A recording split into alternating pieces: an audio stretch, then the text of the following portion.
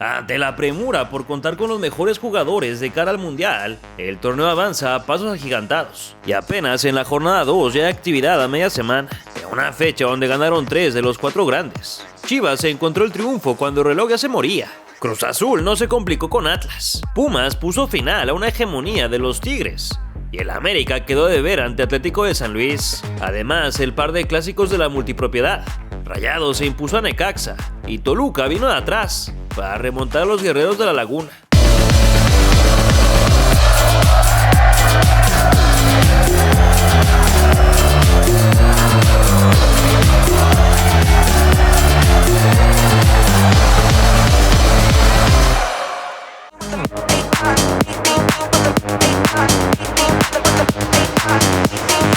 El Puebla se aprovechó de la depresión mazatleca y sacó un triunfo importantísimo, casi arrebatado, en los últimos segundos. El primer duelo de la jornada doble comenzó en la cancha del Cuauhtémoc, donde los hermanos de Grupo Salinas se vieron las caras. Apenas al 2, Esteban Lozano sacó ventaja de la tibieza mostrada por la saga cañonera y con un escopetazo desde la sonrisa del área colocó el primero. 10 minutos más tarde, Carlos Baltazar puso un centro a la olla y Edgar Guerra, suspendido en el aire, ejecutó un cabezazo impecable para el 2-0. Omar Moreno sacó el pecho por los suyos. Primero le trató todo el empeine a la de Gajos, pero Ricardo Gutiérrez estuvo perfecto bajo los 3 palos y después hizo la faena por el carril de la izquierda, solo que se encontró con el mismo resultado. Pasada la hora, Fabio Gómez descontó, mas la bandera fue levantada. Posteriormente, Joel Bárcenas clavó un centro envenenado. El arquero se quedó amarrado y Facundo Almada la peinó para recortar distancias. Sobre la hora, Jair Díaz tuvo el poder de dividir unidades. Sin embargo, remató directo a la humanidad de su ex compañero. Entre esos equipos de segunda línea, la Franja venció a un rival directo y espera encarrilarse para el resto del certamen.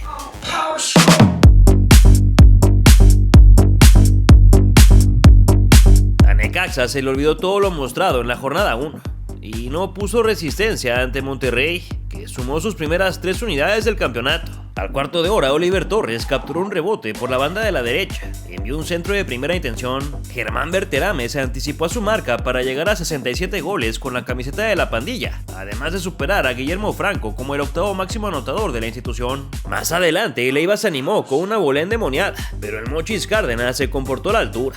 Mientras tanto, en la otra trinchera, Roberto de la Rosa recibió de espaldas al arco, se dio la media vuelta y descargó con Iker Fimbres, quien la acomodó pegada a la base del poste para llegar a 5 goles en el máximo circuito. La dupla que hizo realidad el segundo de la noche se volvió a juntar, solo que el zapatazo del número 35 besó la madera y con ello el primer lapso fue historia. Al inicio del complemento, el mediocampista de 20 años movió desde el vértice del campo y dibujó un trazo exacto a la frente de Torres, quien la prendió de primera, pero Unzain aguantó perfecto. El conjunto hidrocálido se asentó con el paso de los minutos y tras un testarazo de Carranza, estuvo a nada de descontar, pero el arquero voló una mano para mandar la pelota al tiro de esquina. Kevin Ante Rosero fue el único que nunca dejó de intentarlo, y aunque en los últimos segundos sacudió la red lateral, ya no le alcanzó para más. Rayados no soltó el control y confirmó su dominio ante los de Aguascalientes, con 9 triunfos consecutivos que refuerzan la hegemonía.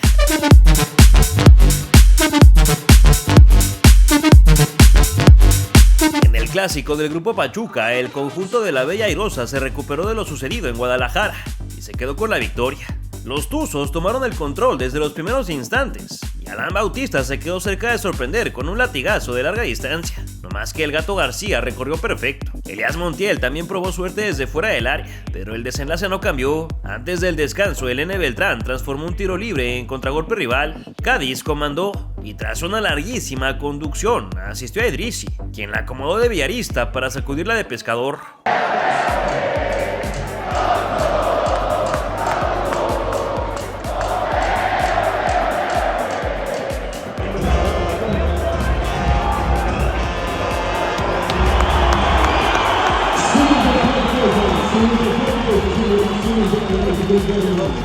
Salomón Rondón, con apenas 2 minutos en el empastado, atendió un servicio a Alexei Domínguez y de pierna derecha marcó su primer gol, su segunda etapa con el cuadro hidalguense.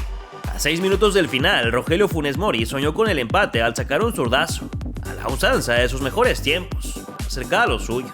El naturalizado mexicano volvió a marcar en la Liga MX tras 1 año y 134 días. Sin embargo, el paso del tiempo alcanzó a la fiera, que ya no pudo hacer mucho para rescatar el invicto.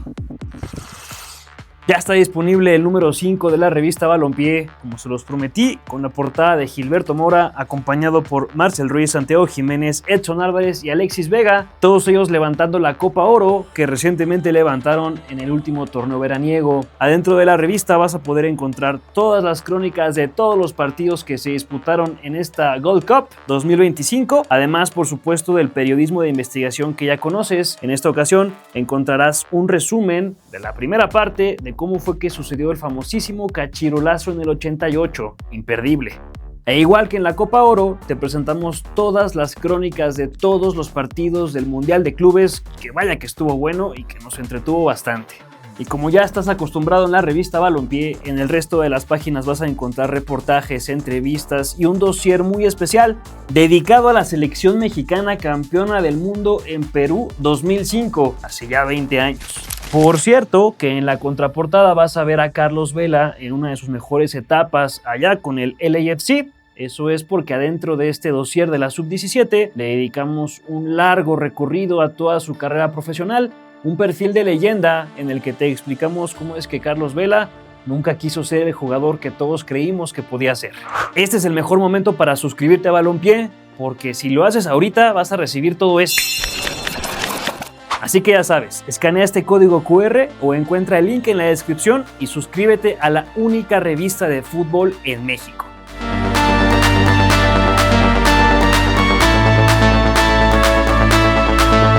A Chivas se le complicó más de la cuenta, pero sacó un triunfo agónico ante los Bravos de Ciudad Juárez. Bien dicen que equipo que gana repite, y Gabriel Milito mandó el mismo 11 que inició ante Pachuca, para buscar las 3 unidades en patio ajeno. Desde aquel encuentro se jugaba box to box, ninguna escuadra llegó con firmeza al arco contrario.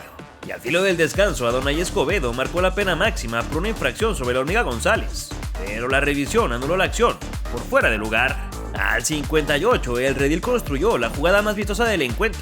Y tras un tiro de esquina, Brian Gutiérrez sacó un disparo que parecía destinado a la red, hasta que Jurado apareció con una tajada a mano cambiada. En el tiempo de compensación, Pepe Castillo mandó un pelotazo a profundidad. Ricardo Marín se botó, prolongó la llegada de Yael Padilla, quien con un calcetinazo de pata zurda la mandó a guardar. Aunque el torneo apenas comienza, el Chiverío vive un arranque inmejorable y lidera con paso perfecto, 2 triunfos, 3 goles convertidos y su arco intacto.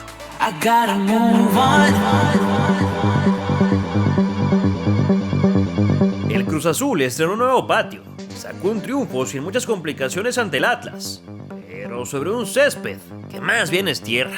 El duelo entre Cementeros y Zorros estaba programado para disputarse el martes 13.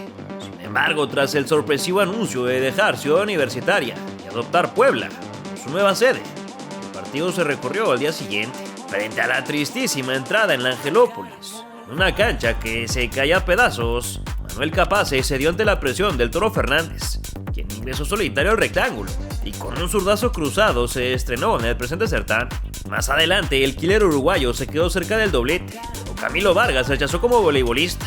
Al 28, José Paradela cobró de manera directa un tiro libre y con cierta colaboración del arquero colombiano puso fin a una racha personal de 13 partidos consecutivos, sin gol ni asistencia. Sobre el cierre del primer tiempo, la máquina tuvo un par de chances para sentenciar la victoria, más que el disparo de Fernández se fue por un costado y la media vuelta de Rotondi se marchó por la azotea. En los segundos 45, el conjunto rojinegro cambió el chip y después de un triple contacto en el área, Rodrigo Schlegel saboreó el descuento, pero Andrés Gudiño voló a tiempo para desactivar la bomba. Los de la Noria contestaron por medio del número 21, que arrancó desde el pasillo de la izquierda, recortó al centro y probó con un disparo cruzado, pero el de los guantes se expulsó hacia un lado. Todavía Ferraréis cacheteó con la cara interna del botín, más Gudiño controló la bocha en 2 tiempos. Y en la última del partido, Lucas Romero se comió el pastel solito para entregarle un regalito al Parce. La cooperativa mostró mejores cosas que en Guanajuato y ya prepara su duelo ante los camoteros, que serán visitantes en su propio estadio. Y como les dije en la conferencia anterior, a la afición que esté más que segura de que este equipo va nuevamente a estar en las instancias más decisivas del torneo, y Dios mediante esta sí sea la buena.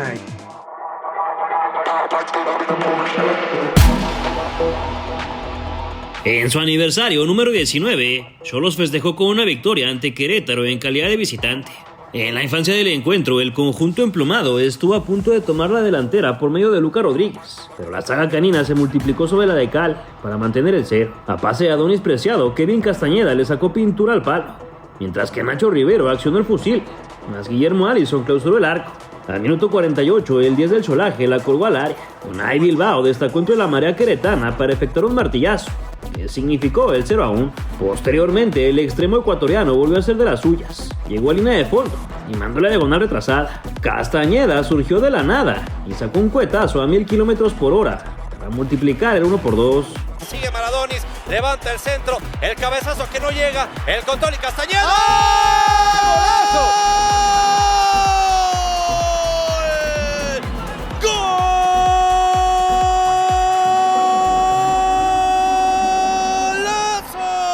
Cerca de cumplirse el tiempo reglamentario, Karen Hernández señaló el tiro desde los 11 pasos, a favor de los del centro del país. Ali Ávila tomó la responsabilidad y con un temple de aquellos achicó el marcador, que ya no se movió más.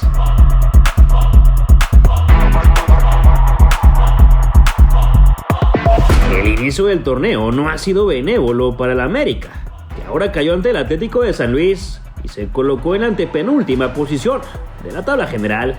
Los de Cuapa regresaron a casa para enfrentarse a un conjunto potosino que venía de perder ante Tigres, y además estrenaron un uniforme alternativo en color gris. En el alba del encuentro, el Búfalo casi cambia el rumbo de la historia, pero su fierrazo se estrelló en la base de latón. Al tercio de hora se pudrió todo en el nido, pues Ramón Juárez trastabilló por la espalda a Juan Sanabria, y al ser último hombre se marchó cabizbajo a las regaderas. Sebastián Sanz Lamón se integró tarde a la concentración por el nacimiento de su hija, pero tomó el balón detenido y se quedó cerca de dedicarle un golazo.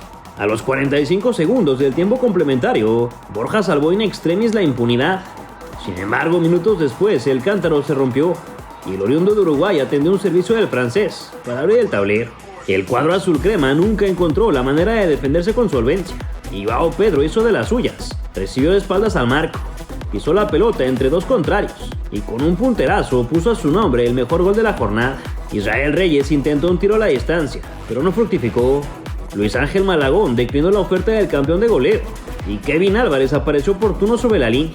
En dos partidos frente a rivales que no parten como candidatos al título, las Águilas apenas sumaron un punto y continúan sin cantar su primer gol del año nuevo. Ya está disponible el número 6 de la revista Balompié, con 56 páginas dedicadas a Salvador Cabañas Ortega, desde sus orígenes en el 12 de octubre de Paraguay, pasando por el fútbol chileno hasta llegar a Jaguares de Chiapas, que adorna esta increíble portada, antes de llegar por supuesto a la América, en donde se hizo leyenda. El reportaje incluye todos los hechos que ocurrieron esa noche del 25 de enero de 2010 en el Bar de Insurgente Sur. Consíguela ya escaneando el QR que aparece en pantalla o entra a balompié.mx y haz tu pedido. Tenemos envío gratis a cualquier parte de México.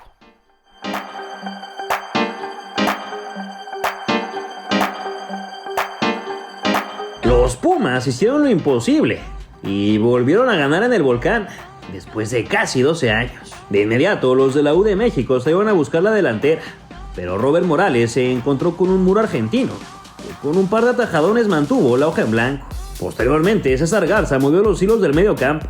Jorge Rubalcaba alzó la pared con la Pantera y así el ex de Toluca se estrenó como goleador con la camiseta de los del Pedregal. Bruneta casi manda todo a los hielos con un empate de por medio, más Keylor Navas desvió la esquina. Gran partido del ex Real Madrid. En la segunda mitad, los de la Ciudad de México se aferraban al resultado y al 65 Joaquín se animó a soñar en ataque.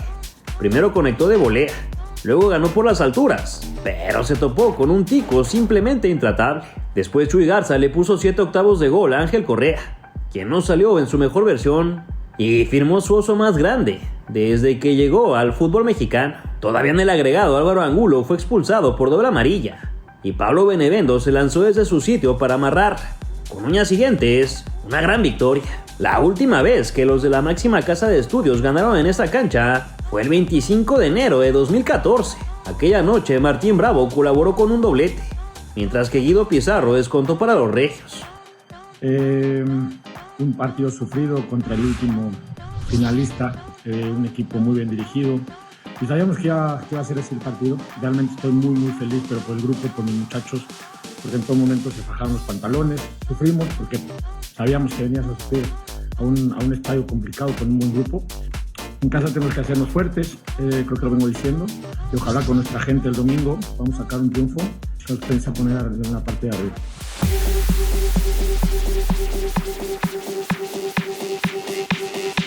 Toluca tuvo que venir de atrás para batir a Santos Laguna, que dio un sustito en el primer tiempo.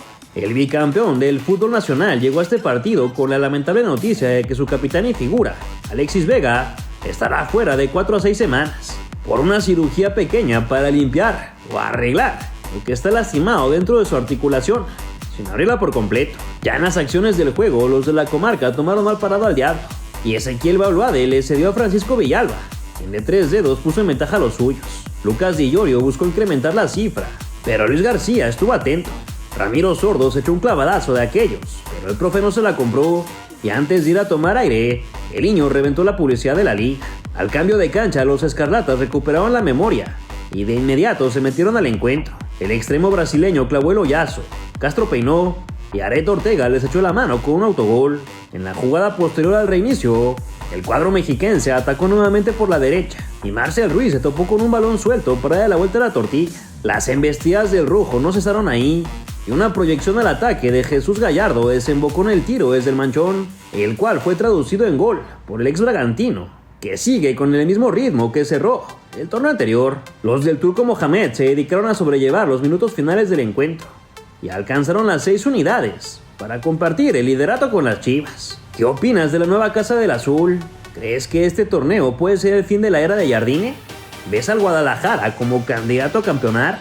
Déjamelo saber en tus comentarios. Si te gustó el video, no te marches sin obsequiarnos un like. Compártelo con tu amigo Godín, que se perdió los partidos de media semana. Y suscríbete para que sigas al tanto de todas las leyendas del fútbol mexicano.